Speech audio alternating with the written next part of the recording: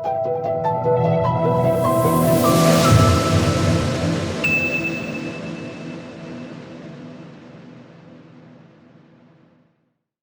IAS online digital platform में आप सभी अभ्यर्थियों का बहुत बहुत स्वागत है। आशा करता हूं कि आप सभी स्वस्थ होंगे और आपकी पढ़ाई लिखाई भी ठीक चल रही होगी। मित्रों, जैसा कि आप जानते हैं, हमारी एक मुख्य परीक्षा को लेकर के एक वीडियो सीरीज़ चल रही है। उस वीडियो सीरीज़ का जो अगला वीडियो है, उसमें आज हम दीर्घ उत्तरीय प्रश्नों के बारे में विस्तार से समझेंगे और ये भी जानेंगे कि दीर्घ उत्तरीय प्रश्नों को करते समय हमें किन किन बातों को ध्यान में रखना चाहिए। जैसा कि आप सभी जानते हैं, हमारी वीडियो सीरीज़ का टाइटल है प्रश्नों का स्वरूप और विश्लेषण। यानी कि जो प्रश्न आपको दिया गया होता है, उस प्रश्न को आप कैसे समझेंगे, यानी उसका नेचर कैसे समझें। और नेचर समझने के लिए ज़रूरी होता है कि आप उस प्रश्न का ठीक ठीक विश्लेषण करेंगे। ठीक है, तो आइए हम नेक्स्ट स्लाइड के माध्यम से दीर्घ उत्तरीय प्रश्नों की सबसे पहले हम विशेषताओं को समझ लेते हैं, इनकी क्या विशेषताएं होती हैं, तभी हम इन प्रश्नों के नेचर को ठीक से समझ पाएंगे। तो पहली विशेषता इसकी जो होती है वो ये है कि सामान्य अध्ययन के जो एमपीपीएससी में इसमें तीनों प्रश्न पत्र होते हैं, उसमें ये प्रश्न पूछे जाते हैं, आप देख सकते हैं यहाँ पे। और ये जो आपका क्वेश्चन पेपर होता है वो दो भागों में बटा होता है, खंड आ और खंड बा में। तो खंड आ का जो अंतिम प्रश्न होता है, यानी तीसरा प्रश्न होता है, उसमें ये पूछे जाते हैं। और इसी तरह से खंड बा का जो अंतिम प्रश्न होता है वो पूछा जाता है। अब इसमें यहाँ जो समझने वाली बात ये है कि आपका जो प्रश्न पत्र में निर्देश लिखे होते हैं, उस निर्देश में लिखा रहता है कि इन प्रश्नों को लगभग 300 शब्दों में लिखें। देखिए यहाँ पे सीधा सीधा लिखा हुआ है लगभग। लगभग का मतलब ये होता है कि 300 शब्दों के अंदर आपको लिखना है। 300 शब्दों से आप अधिक लिखेंगे तो ये वैसा ही होगा कि अपने पैर पर कुल्हाड़ी मारने जैसा काम। ठीक है, क्योंकि यदि आप अधिक लिखते हैं तो आपके अगले प्रश्न जो हैं वो शॉर्ट हो जाएंगे, कमज़ोर हो जाएंगे। तो अभ्यर्थियों को कोशिश ये करना चाहिए कि वो अपनी जो वर्ड लिमिट है उसको वो 300 शब्दों के अंदर में ही रखें। अब आता है कि ये जो प्रश्न होते हैं ये 3 प्रकार के होते हैं। अगर आप सभी पेपर्स को अच्छी तरह से पढ़ेंगे, समझेंगे, उनका विश्लेषण करेंगे, तो पहले प्रकार के जो प्रश्न होते हैं वो वर्णनात्मक होते हैं, यानी डिटेलिंग पर आधारित होते हैं। इन प्रश्नों को समझने के लिए आप उसमें जो कीवर्ड इस्तेमाल किए जाते हैं उनसे समझ सकते हैं। जैसे उसमें लिखा रहता है विस्तार से लिखिए, ये भी लिखा रहता है कभी कभी उसमें कि फलानी चीज़ को आप विवरणात्मक तरीके से लिखिए। तो इस प्रकार के जो कीवर्ड हैं वो आपके इन प्रश्नों में उपयोग में लाए जाते हैं, यानी ये डिटेलिंग बेस्ड होते हैं। दूसरे प्रकार के जो प्रश्न होते हैं, हालांकि इनकी संख्या कम होती है, सबसे ज़्यादा इनकी संख्या होती है या इनकी संख्या होती है। निबंध जैसे आता है, सूचना के अधिकार अधिनियम पर एक निबंध लिखिए, तो इस प्रकार के प्रश्न भी होते हैं। अभी हम आपको पहले इनके प्रकार बता देते हैं, फिर इसमें आपको क्या सावधानियां रखना है वो बताते हैं। तीसरे प्रकार के जो प्रश्न होते हैं वो मिश्रित शैली प्रकार के होते हैं। मिश्रित शैली का मतलब ये होता है कि एक ही प्रश्न के कई खंड होते हैं। जैसे यदि मैं आपसे कहूँ कि द्वितीय विश्व युद्ध के कारण, परिणाम और प्रभावों पर प्रकाश डालिए, तो अब इसमें 3 अलग अलग पक्ष हैं और तीनों को मिला करके एक प्रश्न बना दिया गया है। तो अभ्यर्थियों को यहाँ पे ये बात ध्यान रखनी चाहिए कि जो उसमें डिमांड की गई है क्वेश्चन में कि कारण, तो उसको वो अंडरलाइन कर लें अपने पेपर में, परिणाम और प्रभाव। अगर आपने इसमें से किसी एक को छोड़ दिया या उसको कम लिखा तो आपका यहाँ उत्तर जो है वो असंतुलित हो जाएगा। तो आपको करना ये चाहिए कि ऐसा मान के चले आप कि ये चूंकि 15 अंक का क्वेश्चन होता है तो इसमें सभी के 5-5 अंक हैं और इनको बराबर वेटेज दे के लिखना है आपको। ठीक है ना। तो ये वर्ल्ड वार 2 का मैंने एक सैम्पल क्वेश्चन आपको यहाँ पे बताया है। ओके, तो ये हो गया। तो ये प्रश्न जो होते हैं वो 3 प्रकार के होते हैं। नेक्स्ट जो विशेषता है इन प्रश्नों की वो भी हम जान लेते हैं।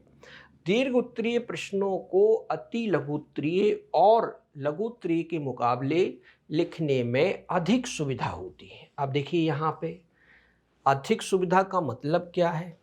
अधिक सुविधा का मतलब ये होता है कि आपने प्रश्न को एक बार पढ़ा और फिर उसके बाद आपको लगातार 3 पेज में लगभग 300 शब्दों में लिखना होता है।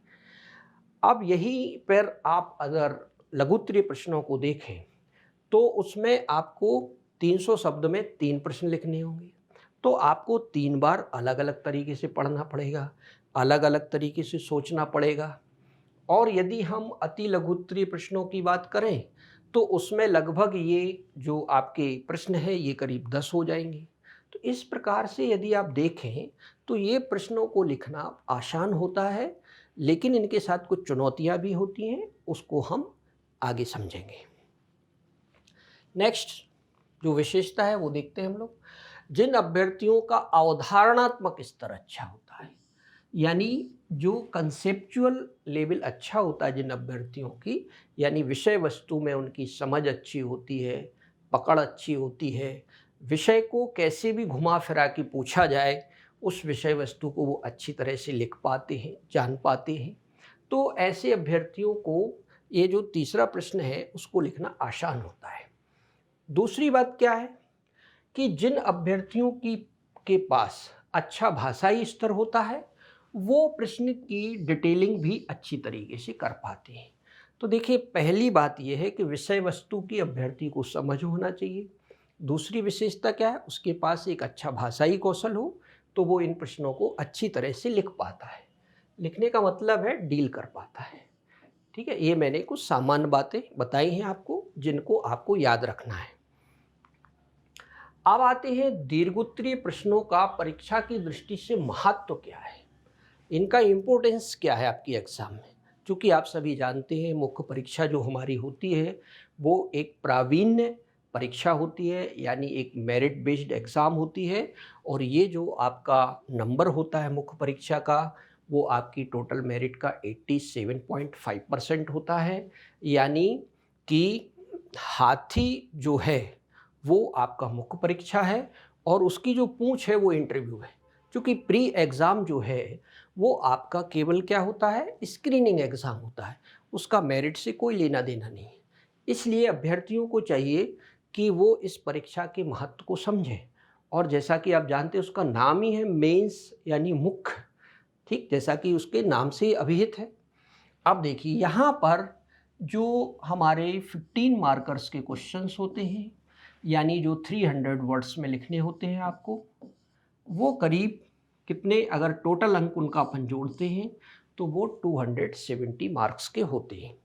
अगर प्रश्नों की संख्या देखें तो 18 होती है। अगर हम इसका कुल अंकों की दृष्टि से परसेंटेज निकालें तो ये करीब 20% होता है ना।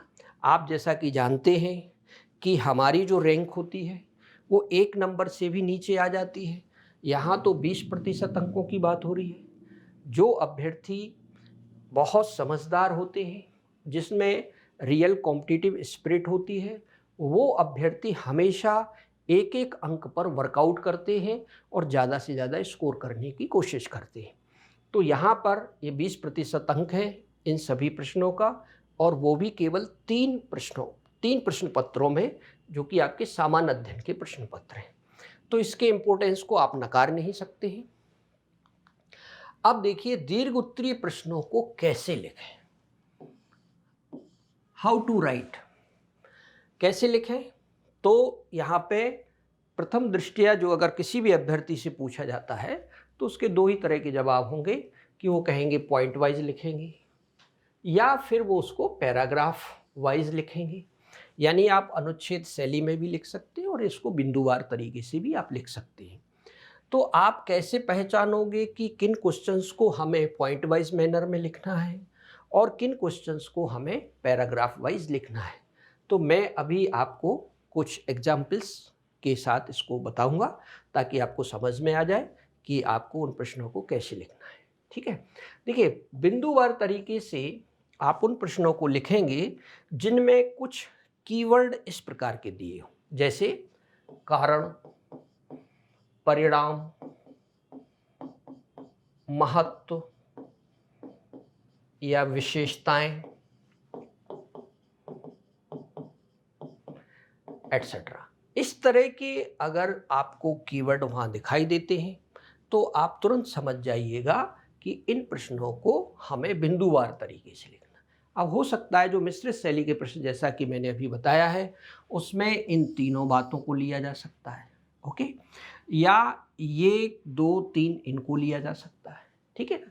तो इस प्रकार से आपको क्या करना चाहिए, उस प्रश्न के उत्तर को 3 पार्ट्स में ब्रेकअप कर लेना चाहिए, तोड़ लेना चाहिए, और उसको अलग अलग हेडिंग डाल के, कारण, फिर कारण लिखा आपने बिंदुवार तरीके से, परिणाम तो परिणाम आपने लिख दिए, और महत्व तो महत्व लिख दिया। तो आप समझ गए मेरी बात को। आपको करना है कि एक पेज में आपका एक चीज़ आना चाहिए, दूसरे पेज में दूसरी चीज़, तीसरे पेज में तीसरी चीज़ आना चाहिए, तभी आपका प्रश्न कंप्लीट माना जाएगा।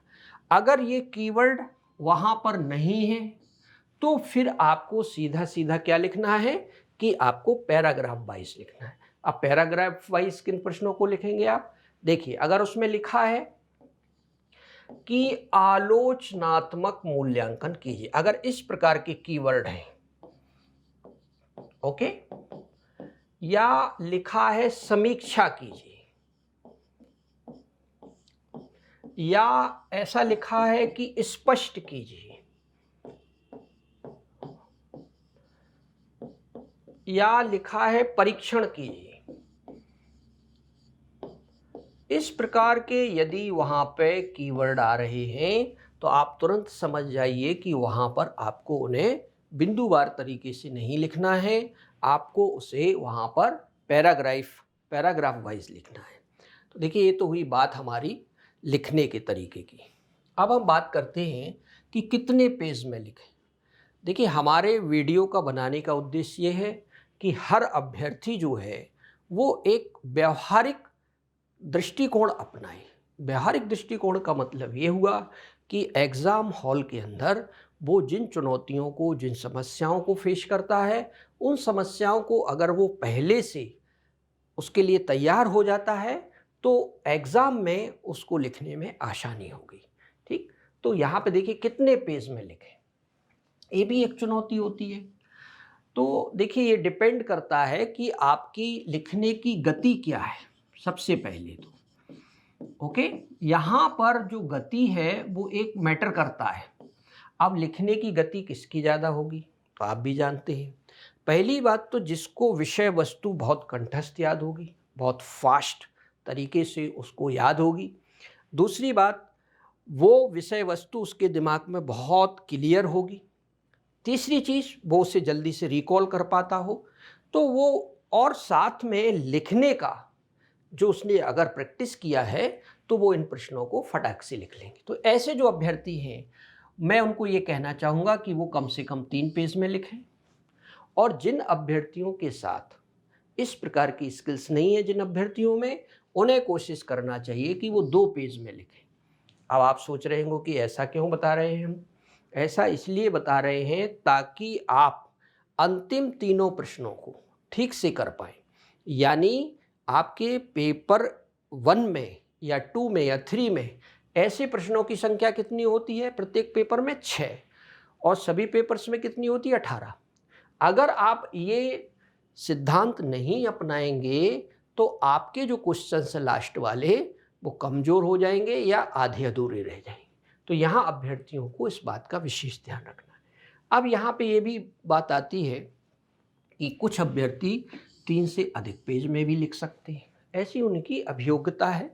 ऐसे अभ्यर्थी जो 3 पेज से अधिक में लिखते हैं, वास्तव में कंटेंट तो उनका उतना ही होता है, लेकिन शब्दों के बीच में क्या होता है, उनका स्पेसिंग ज़्यादा होता है, 2 पंक्तियों के बीच में भी उनका गैप ज़्यादा होता है, इसलिए उनके पेज संख्या बढ़ जाती है।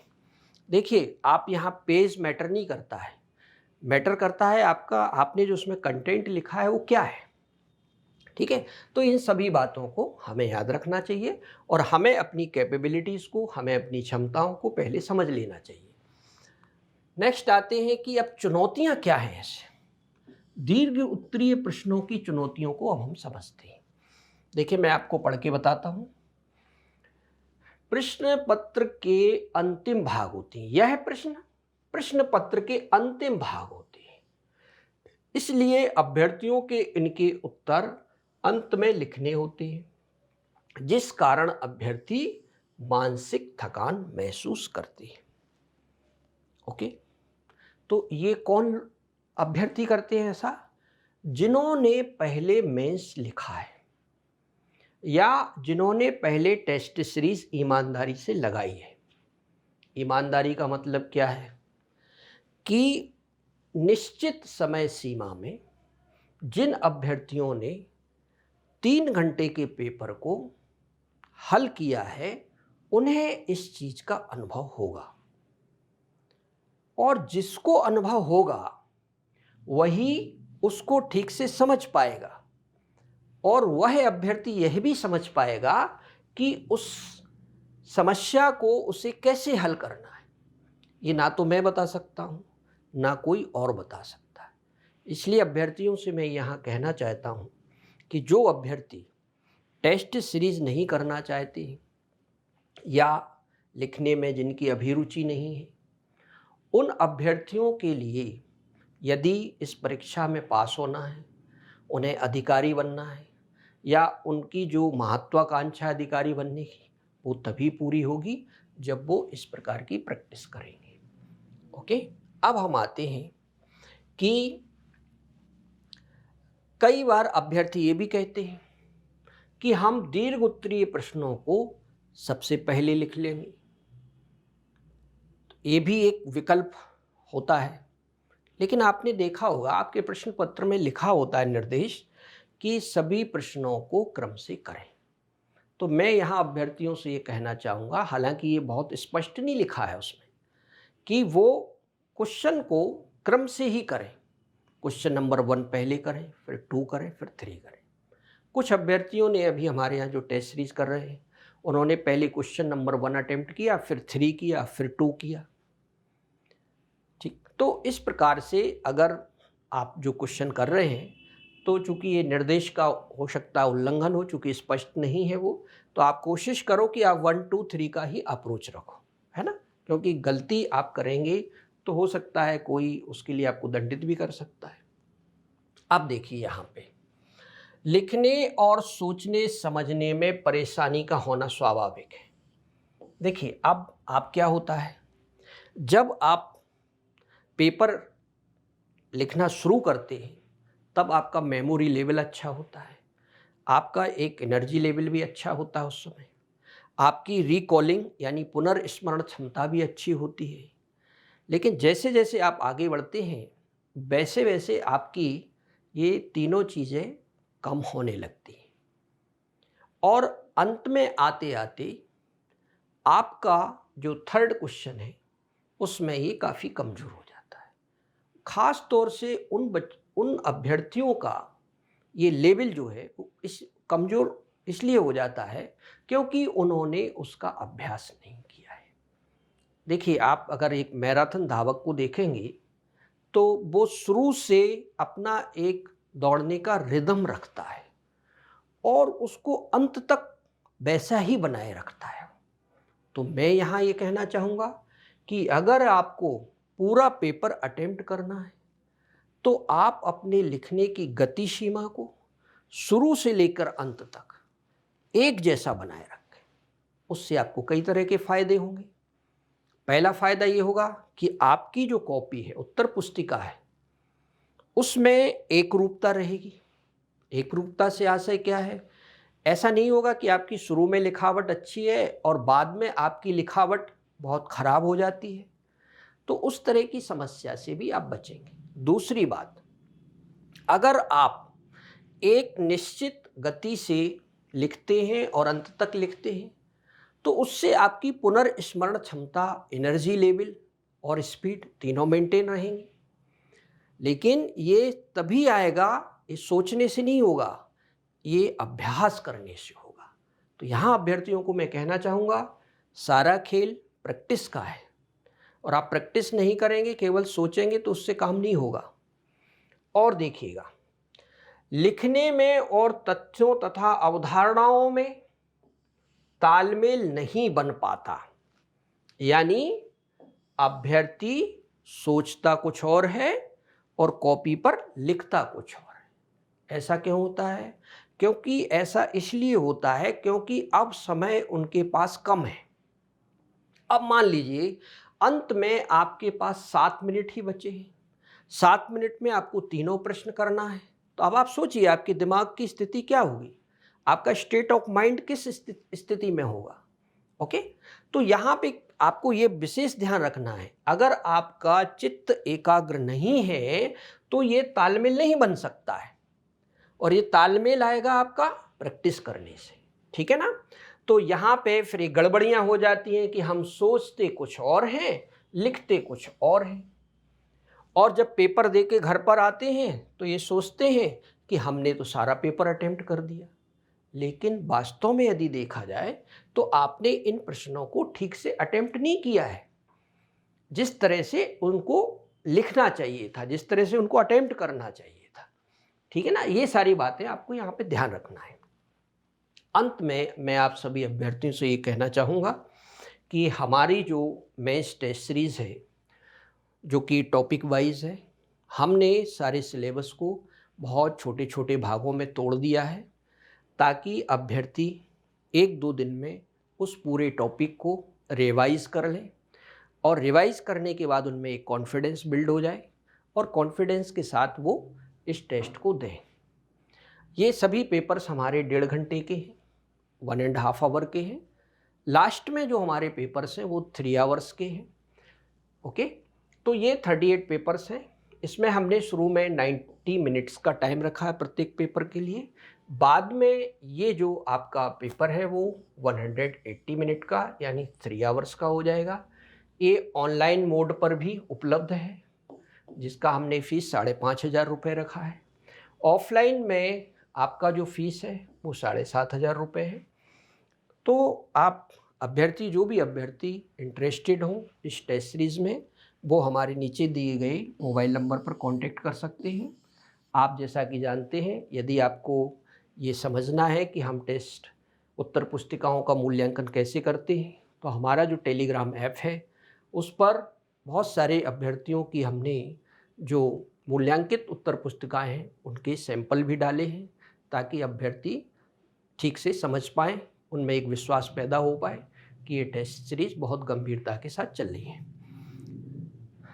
इन्हीं सब बातों के साथ मैं अपनी बात को यहाँ पे समाप्त करता हूँ, और उम्मीद करता हूँ कि आपको इस वीडियो से कुछ ना कुछ लाभ ज़रूर होगा। धन्यवाद, नमस्कार।